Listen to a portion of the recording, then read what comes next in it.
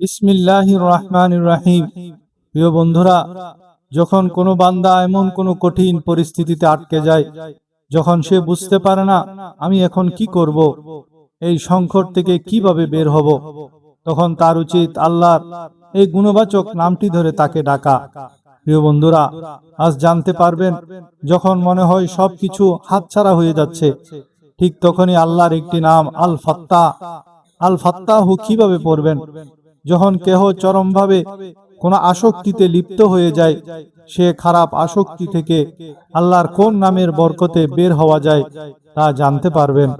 যখন চারিদিকে শত্রুরা ক্ষতি করতে চেষ্টা করে, মিথ্যা মামলা দিয়ে জেলে আটকে রাখে, তখন আল্লাহর নাম ইয়া ওয়াকিলু কিভাবে পড়বেন? ঋণে জর্জরিত সাহাবীকে মহানবী সাল্লাল্লাহু আলাইহি ওয়াসাল্লাম আল্লাহর নাম ইয়া জাল জালালি ওয়াল ইকরাম এর যে ওজিফা দিয়েছেন, সেটা কিভাবে করলে আপনি পাহাড় সমান ঋণ থেকে মুক্তি পাবেন। মহানবী সাল্লাল্লাহু আলাইহি ওয়াসাল্লাম যে কোনো ওজিফা দেওয়ার সময় কোন 4টি পদ্ধতি অনুসরণ করতেন, তাও আজকে জানতে পারবেন। চরম বাজে অবস্থার মধ্যেও কিভাবে পজিটিভ দিক খুঁজে বের করতে হয়, চরম হতাশা থেকে কিভাবে বের হতে হয়, আজ তার পূর্ণাঙ্গ সমাধান পেয়ে যাবেন। আজকে ধৈর্য ধরে আলোচনাটি শেষ পর্যন্ত শুনবেন। ইনশাআল্লাহ আপনার জীবনের 99% সমস্যার সমাধান আজ পেয়ে যাবেন। আল্লাহকে তার সুন্দর সুন্দর নামসমূহের উসিলা দিয়ে ডাকাটা তিনি ভীষণ পছন্দ করেন। এই উসিলা আমাদের নেওয়া উচিত।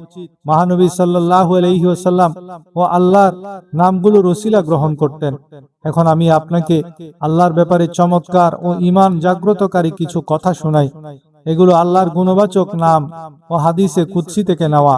আল্লাহর 99টি নামের মধ্য থেকে আমি বিশেষ কয়েকটি নাম বেছে নিয়েছি, যেগুলো মানুষের জীবনের সাথে খুব প্রাসঙ্গিক।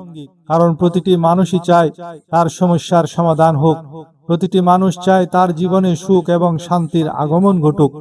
আল্লাহর একটি নাম হলো আল জাব্বার। এর অর্থ হলো যিনি ভাঙা জিনিস জোড়া দেন, অভাব পূরণ করেন এবং নিজের আদেশ বাস্তবায়নে সক্ষম। আল্লাহ তাআলা যে কোনো বিষয় নির্ধারণ করতে পারেন, কিন্তু তাকে বাধ্য করার ক্ষমতা কারো নেই। তিনি সবকিছুর স্রষ্টা ও মালিক। আমাকে একজন দিনদার আলেম বলেছিলেন, কোনো মানুষ যদি কোনো খারাপ অভ্যাসে ভীষণভাবে আসক্ত হয়ে পড়ে এবং তা থেকে বের হতে না পারে, তবে তার উচিত আল্লাহর এই নামটি ধরে দোয়া করা, ইয়া জাব্বারু, অর্থাৎ আমাকে এই খারাপ অভ্যাসটি ছেড়ে দেওয়ার তৌফিক ও বাধ্যবাধকতা দান করুন। কারণ আল্লাহর নাম ধরে ডাকাটা আল্লাহর কাছে অত্যন্ত পছন্দনীয়। নবীজি সাল্লাল্লাহু আলাইহি ওয়াসাল্লাম আল্লাহর নাম সমূহের উসিলা দিয়ে দোয়া করতেন। আল্লাহর প্রতিটি নামের পেছনেই বিশেষ হিকমত ও উদ্দেশ্য রয়েছে। যেমন আল জাব্বার, এই নামটির কথাই ধরা যাক। ধরুন এক ব্যক্তি অনেক চেষ্টা করেও ফজরের নামাজের জন্য ঘুম থেকে উঠতে পারছে না, সে তখন এভাবে দোয়া করতে পারে, হে আল জাব্বার, আমাকে ফজরের নামাজে উঠার ব্যবস্থা করে দিন, আমাকে নিয়মিত নামাজ আদায়কারী বানিয়ে দিন। এরপর দেখুন আল্লাহ তাআলা কিভাবে আপনার দোয়ায় সাড়া দেন। যে ব্যক্তির কাছে আল্লাহর পরিচয় ও জ্ঞান যত বেশি থাকবে এবং সে সেই অনুযায়ী আল্লাহকে ডাকবে, আল্লাহ তাআলা সেই বান্দাকে তত বেশি মূল্যায়ন করবেন। আল্লাহর প্রতিটি গুণবাচক নামের মধ্যেই অপরিসীম ক্ষমতা লুকিয়ে আছে। আল্লাহর আরেকটি নাম হলো আল কাহার। এর অর্থ যিনি সর্বশক্তিমান ও চিরন্ত বিজয়ী। যখন কোনো মানুষ কোনো বড় সমস্যায় পড়ে এবং মনে করে যে প্রতিপক্ষ বা শত্রু তার উপর প্রভাব খাটাচ্ছে, বিশেষ করে ব্যবসায়িক বা ব্যক্তিগত শত্রুতায়, তখন তার উচিত আল্লাহকে আল কাহার নামে ডাকা। এভাবে বলা, হে আল্লাহ, তুমি একমাত্র চূড়ান্ত বিজয়ী সত্তা, আমার শত্রুরা যেন কখনোই আমার উপর বিজয়ী হতে না পারে। হে আল্লাহ, আমি তোমার আল কাহার নামের আশ্রয় নিচ্ছি। আপনার এই ডাকাটা আল্লাহর কাছে কত যে পছন্দর হবে। আল্লাহ দেখবেন আমার এই বান্দা আমার ক্ষমতা ও পরিচয় চেনে এবং সেই বিশ্বাসের উপর ভিত্তি করে আমাকে ডাকছে। আল্লাহ তাআলার আরেকটি নাম হলো আল ফাত্তাহ। এর অর্থ যিনি বন্ধ পথ খুলে দেন, যিনি বিজয়ের দুয়ার উন্মুক্ত করে দেন। যখন চারিদিকের সব পথ বন্ধ হয়ে যায়, তখন পথ খুলে দেওয়ার একমাত্র মালিক আল্লাহ। কোরআনে হযরত ইউনূস আলাইহিস সালামের উদাহরণ রয়েছে। মাছের পেটের সেই অন্ধকার ও কঠিন মুহূর্ত থেকে তিনি আল্লাহকে ডেকেছিলেন, লা ইলাহা ইল্লা আনতা সুবহানাকা ইন্নী কুনতু মিনাজ জালিমিন। আর আল্লাহ বলছেন, তিনি তার বান্দাকে এই চরম বিপদ থেকে উদ্ধার করেছেন ও মুক্তি দিয়েছেন।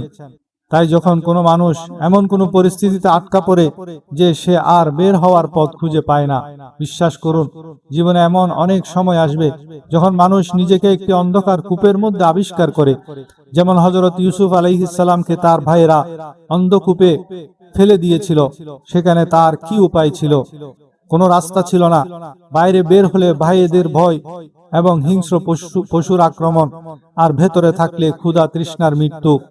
কখনো কখনো মানুষের জীবনে এমন মুহূর্ত আসে যখন মনে হয় সবকিছু হাতছাড়া হয়ে যাচ্ছে। ঠিক তখনই কাজ করে আল্লাহর নাম আল ফাত্তাহ, এই নামটি।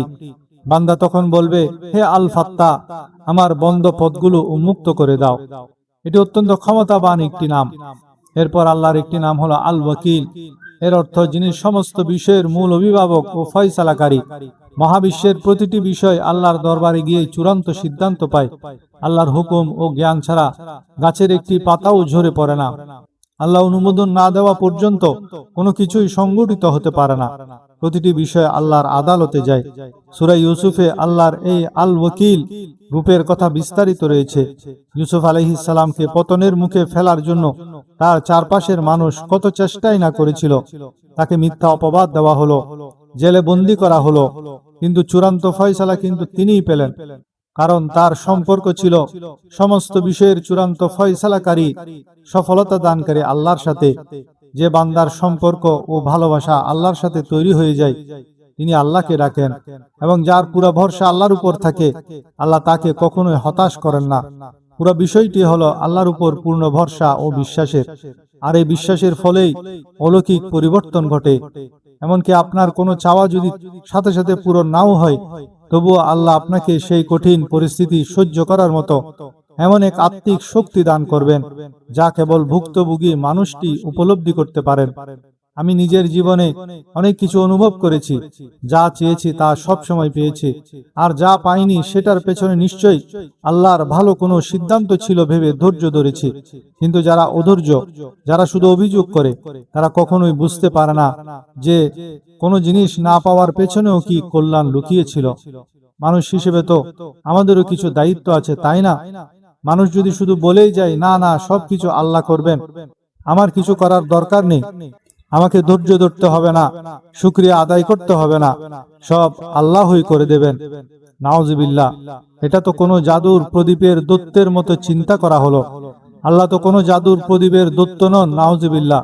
আলাদিনের জাদুর প্রদীপের মতো তো নন, যে প্রদীপ ঘষলাম আর হাত তুলে বললাম, আমাকে 5 মিনিটের মধ্যে একটা দামি গাড়ি এনে দাও, আর না পেলে আল্লাহর উপর রাগ করলাম। আমাদের আজকের তরুণ প্রজন্মের অনেকের মধ্যে দুর্ভাগ্যবশত এই ভুল ধারণাটি তৈরি হয়েছে যে আমি যা চেয়েছি তা এখনো পেতে হবে, এখনই পেতে হবে, আর এখনই না পেলে দোয়া কবুল হয়নি। জীবনের এই চিন্তাধারাগুলো শুধরে নেওয়া প্রয়োজন। সুতরাং আল ওয়াকিল হলেন অভিভাবক ও ফয়সালাকারী, আর আর রশিদ হলেন সঠিক পথ প্রদর্শক। জীবনের প্রতিটি বিষয়ে, ব্যবসায়িক সিদ্ধান্তে বা যে কোনো পদক্ষেপে আল্লাহর কাছে সঠিক পথের দিক নির্দেশনা চান। মহানবী সাল্লাল্লাহু আলাইহি ওয়াসাল্লাম সাহাবীদের এমন ভাবে গড়ে তুলেছিলেন যে তারা জুতার ফিতা বাঁধার মতো অতি ছোট্ট বিষয়েও আল্লাহর সাহায্য চাইতেন। তারা ছিলেন অত্যন্ত পরহেজগার মানুষ। আল্লাহর নৈকট্য অর্জনই ছিল তাদের মূল লক্ষ্য। আজ আমাদের জীবনে আল্লাহ কতটা স্থান জুড়ে আছেন তা ভাবা দরকার। আমরা যদি আল্লাহ থেকে দূরে সরে গিয়ে থাকি, তবে প্রশ্ন হলো, দূরত্বটা কে তৈরি করলো? আল্লাহ কি আমাদের দূরে ঠেলে দিয়েছেন, নাকি আমরাই নিজেদের স্বার্থে আল্লাহ থেকে দূরে সরে গেছি? এগুলি হলো আল্লাহর সুন্দর সুন্দর গুণাবলী।